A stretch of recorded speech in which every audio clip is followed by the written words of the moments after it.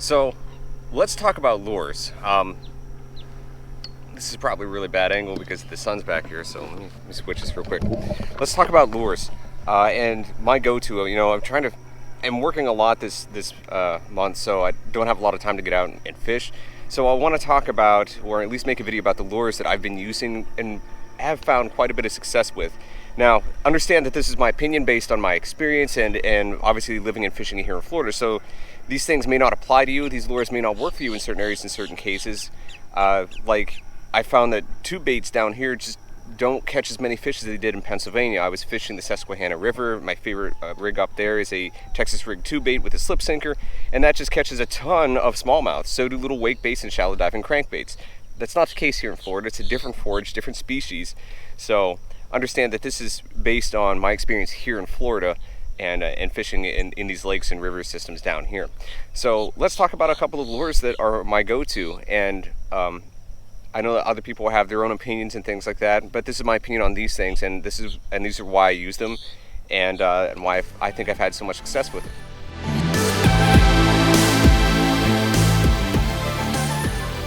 So one of my favorite lures that I've just started using this year and has been really successful for me is the whopper plopper. And this kind of became a craze, I think, earlier this year. Correct me if I'm wrong on that. But what this bait does is it gives you the chance to get a really awesome reaction bite. And you can fish it multiple ways. And to me, it gives you the best of several worlds.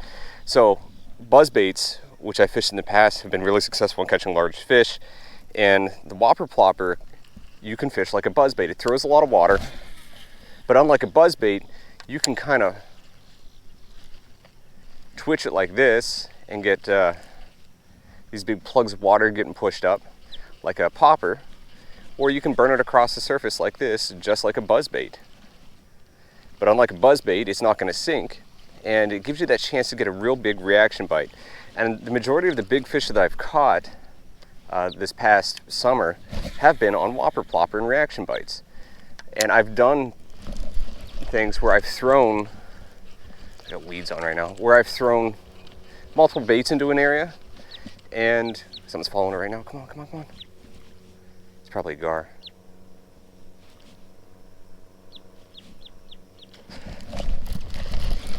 Yeah, I think it's a gar. Whoa, yeah, it was a gar. It was a gar. It was a good sized gar. But where I've thrown like the whopper plopper into an area after throwing like a senko and a swim bait and multiple other things, and then they explode on the whopper plopper. And I don't think it's necessarily because the fish are feeding, but it's because it's just a reaction thing. It's they see something that is trying to get away, and instincts kick in, and they go and they smash it. So that was pretty cool. It's definitely a gar.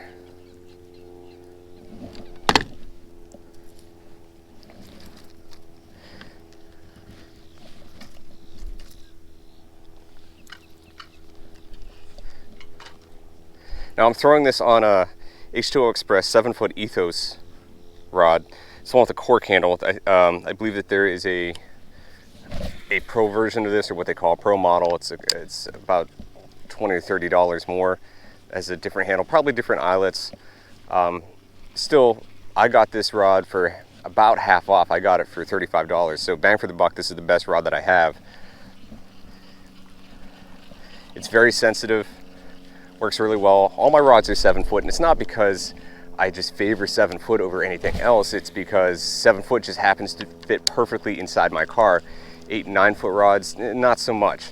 So 7-foot, it gives me the ability to cast far, feel the fish, and it fits inside my car. But you can do a lot of cool things like this with whopper plopper that you can't with some other topwater baits. And if it were weedless, that would just make it the ultimate bait. Now, there is a weedless frog that has come out recently that has the kind of spinning tail on it. I don't think you can throw as much water with it, but you definitely can get it over top a hydrilla mass like this, and it kind of mimics that whopper plopper kind of trail to it. But I really enjoyed this, fishing this bait. It's a lot of fun. It catches fairly large fish, and I found success pretty much get turned around here. I found success pretty much everywhere that I've fished it, whether the water's clear, whether it's stained. It just works really well, and it's a great reaction bait. So my other go-to bait, and I've been fishing this the longest, is the stick bait, or senko, stik-o, whatever you want to call it. I really like fishing the senkos just because of the construction of the bait. There's so much salt in it that when it hits the water and it begins to disperse or kind of dissolve a bit, the bait itself begins to wiggle, and you get a lot of this little micro action that can trigger big fish bites. And if I'm fishing this area like this, I'm going to fish it Texas so I can pull it through the weeds, no problem. If I'm fishing it on a place like Shingle Creek where it's super clear water and the fish can get kind of finicky, I'll move to a finesse style wacky rig with like a small either circular hook or octopus hook is what they like to call it, with an O-ring on the baits, just so that I can get more fish off of one bait. Typically if you rig it up that way, you're going to get one fish per bait, barring that you don't miss any hook sets. But this bait is just a good bait all year round. I've worked it through nests during spawning season. I have caught big fish on it during the regular parts of the year, during the summer. It's really effective during the summer when the fish kind of get lethargic and they don't want to. I don't think he's very big, but I could be wrong.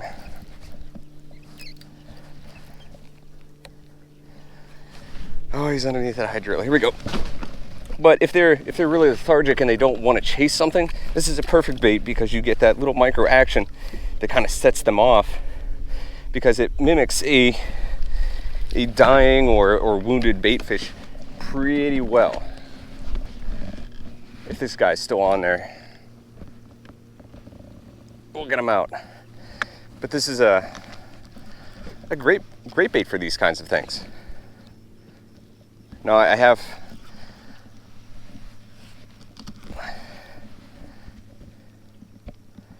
with this bait, you're going to catch a bunch of big fish. You also catch a ton, and I mean a ton, of little dudes. But it's a great bait to kind of locate where the fish are at. You know, what are they doing? Where's he at here? I know it's a bass. Let's see where he's stuck at. There. Okay. It's not a bruiser by any means, and there goes the senko. One of my favorite things to do is rotate the senko with the whopper plopper, because I go through, see if there's any reaction bite. No, then I'll throw the senko to get more of a natural kind of look to something. How long are you? All right, well, you know what? I'm gonna snap a picture because I'm fishing this tourney with slot sizes, just in case. Let this little dude go.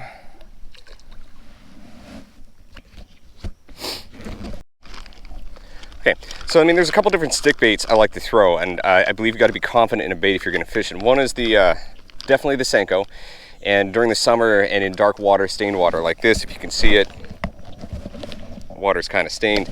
Black and blue just seems to kill it every time. Darker colors like green flake with black will work as well, but the black and blue just is, for whatever reason, is just killer down here. The stik-o by Bass Pro Shops is one that I got turned on to by a viewer a couple months ago, and you can get a bag of 30 of those for like $10, and they're harder than the senko, so they don't contain as much salt, but they still have, on the fall, they still have that wiggling action, which to me is all important if you want to get fish to bite it.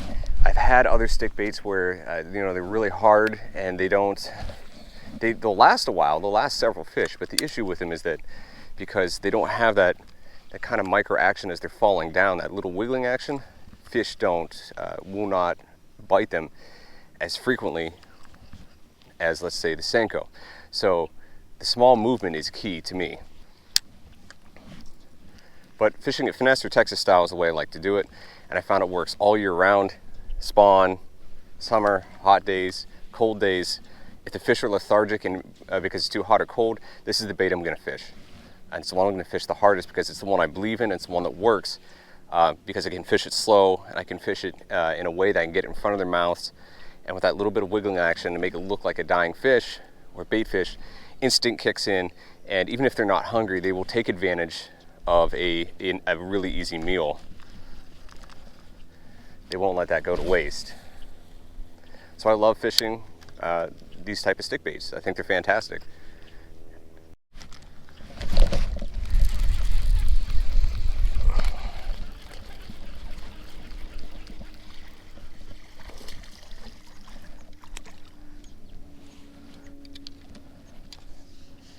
All right, little guy, I'm not going to measure this one or put him on the board. He's, in my opinion, too small. If anything, he'll get culled. Man, fish are just jumping everywhere, man. It's gonna be a good day. So what I like to do with the senko, even if I'm fishing it finesse style, keep the rod high, just pop it once. Doesn't have to, you can do it as a quick jerk to kind of get it to skirt through the water like this, or you can just lift it and let it fall. I'll pop it once, let it fall, pop it again, wind in the slack. I like to work it this way, so it kind of looks like a fish struggling to try to get somewhere, try to get up in the water column, and it just can't. One of the things that if you're fishing it this way, and I used to make this mistake when I was learning to fish this, is keep the rod up. If you keep the rod up, I like to keep it at almost a 90-degree angle, not the whole way up, but, you know, a little more, well, a little above fish on now. Ugh. He bumped it and I missed him. Anyway, I like to keep it probably a little more than a 45-degree angle. The reason why is you can feel the fish, especially if you're fishing with either fluoro or braid, because there's not a lot of stretch on the line. You can feel the fish bump it. You'll just feel a little pop. If you wind down, the line's tight, then you know that you can set the hook. But if you have your rod down like this, you won't feel it. If you have it to the side, you won't feel it. It has to be up where the line is kind of taut. It doesn't have to be tight. It can be slack like this, and I can still feel the fish bump the line. And plus, if you have the line up like that, even though it sits kind of slack in the water, you can see it start to move if the fish pick it up. The other reason I like to keep the rod up, and I've had this happen, so to avoid a bigger fish like grabbing it and running off with it, if you have your rod down like this, the line is just going to pull straight out and you have no time to react. If the rod is up like this, you'll see the line pull, and the rod will, you know, if you pull hard enough, the rod will go down, but you have time to set the hook, pull back then. If it's down here, the rod's got nowhere to go, and if you don't have a good grip on it, buy a rod. The last bait that I want to talk about that is definitely a go-to, and I usually rotate between these three, is the swim bait. Now, right now I'm using a Zoom Fluke with a weighted underbelly twist lock. The reason I'm using that is I can cast out in the middle of this hydrilla just like this, and I can roll it right across the surface. You can see all the bait fish just kind of scattering around as I pull it through. But the cool thing is when I'm reeling it in, when I get to an edge, I can just let it drop down. And any fish that's underneath that hydrilla that has possibly been following that bait as it skirts across the surface can then have a chance at striking it. This has proven very useful for me over the past month. I've had quite a bit of success, and the Zoom baits they're fairly sturdy, and they don't cost a lot of money. So I'm not afraid to lose one. I'm not afraid to go buy some more. If I'm fishing somewhere other than, like, let's say Fellsmere or Kenansville Lake, I just got a bump, pretty sure it was a gar, someplace like that, I will throw a Kitex swim bait, which I've become a firm believer in Kitex. It has an awesome action on it, really wide wobbling action on it. The only thing that I find that I have an issue with is that they're very soft like Senkos, so you go through a lot of them, especially if you're catching fish. But I like to throw those. That's a gar. I saw him come and grab it. I like to throw a lot of those with an underspin twist lock hook on it. And I like the leaf blade in the silver just a little bit more than the Colorado blade in gold. And the reason I like it is it kind of mimics the little bait fish that a lot of the bass are chasing here. It does a pretty darn good job of that. Adds a little bit of flash on a sunny day and a little bit of disturbance in the water so the fish can find the bait on less than perfect or ideal conditions. But if the water is clear and it's not as weedy as this, I'm definitely going to throw that Kitech bait. The cool thing about this is you can let it sink and fish it into the water column, so I can let it drop down and fish it slow through the water column, or I can raise my tip up just a little bit and I can burn it right across the surface just like this. So it's almost like a weedless topwater. It's not going to obviously make as much noise or put out as much disturbance as the whopper plopper, but this bait works out really well in super weedy conditions. I am throwing this on my SLX Shimano 7-foot. It's a great rod. It's got an SLX 150 on it as the reel. I'm probably eventually going to switch one of these rods and reels over to braid so I can kind of punch this stuff a little bit more. Or in situations like where that fish got underneath the hydrilla with the senko, I can rip them out of there. So those are my go-to baits that I fish probably constantly, and it might be kind of boring maybe for viewers because I don't switch up baits, but I like to catch fish. And if I'm fishing in tournaments and I'm fishing where there's money on the line, I need to catch fish. So I'm going to go to these go-to baits. I fish other things like spinner baits, crank baits, depending on the condition. Like if I were to fish this canal the whole way down, or this chute, or whatever you want to call it, crankbait might very well work through here. But I have these set up for a specific reason.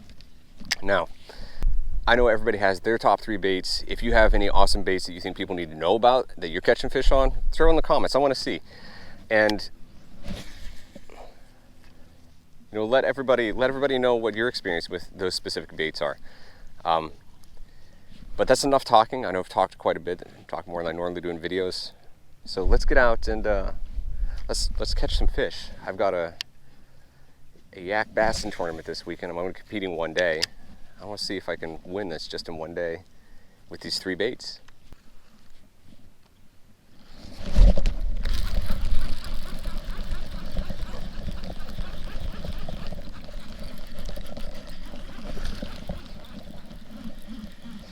Just a little guy. It's not, oh, that's my worm, man. Pretty sure there are bigger fish in here than this.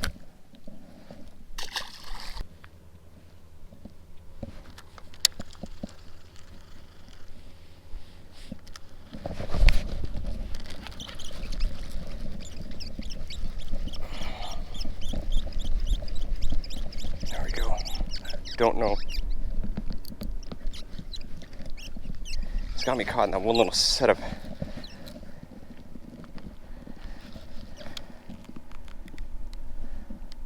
It's got me caught right there. Yeah, this little bit of hydrilla right here. It's got me caught in there.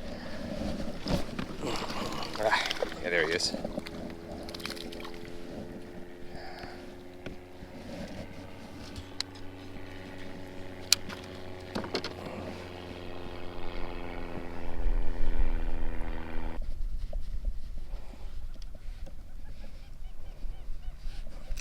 There. All right, let's get him back.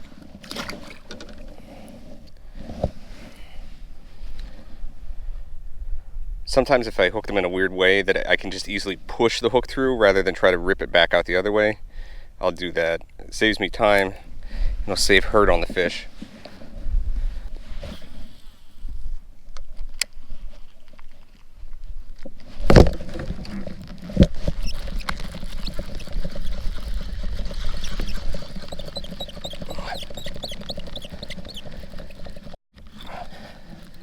I was literally only thrown out here just to kind of straighten up the line a little bit. And then of course, we hook into a solid fish. Why wouldn't we? That's my luck.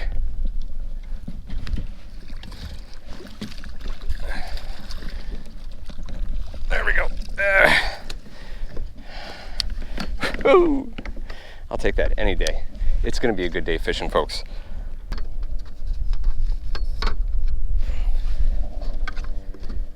It's gonna be perfect. Ah. It's over 19. 19 3/4. That's probably a good 3.5, 4-pounder. Beautiful fish. Big old bucket mouth. All right. There we go. Only had one chase, which was earlier this morning on topwater, which is quite strange. It's not strange. I mean, like, normally you're catching fish on topwater, but today maybe not. Ooh, he missed it. He missed it again. There it is. It's a good fish too. Oh, no wonder that. Get him out of the hydro. He's barely hooked. Oh my God! It came off in the net. Woo! Oh, look at that. He's right at 19. There we go. Pretty girl. All right, thank you. Well, I've caught a fish on every single bait, or well, the 3 baits that I mentioned today. Not every single bait. And I've had quite a bit of fun. I'm just gonna fish now. End up turning the camera off. If I catch anything crazy, I'll definitely put it back on the camera. But those are my top 3 baits, and obviously they work. So if you, let me know what your top 3 baits are in the comment section, or what your favorite bait to fish is, or what the bait that you've had the most success on this year is. Let me and others know in the comments. And if it's something I haven't fished with before and I have to try it, let me know that I have to try it. Now, if I can find one, I definitely will. But I'm gonna see if I can't finish out this tournament strong. I need 2 more fish to get a limit. No, 3 more? Yeah, 3 more fish to get a limit. Hopefully I can get a couple 18, 19 inches to round it all out. But we'll find out. Anyway, that's it for me. Until the next one, peace out.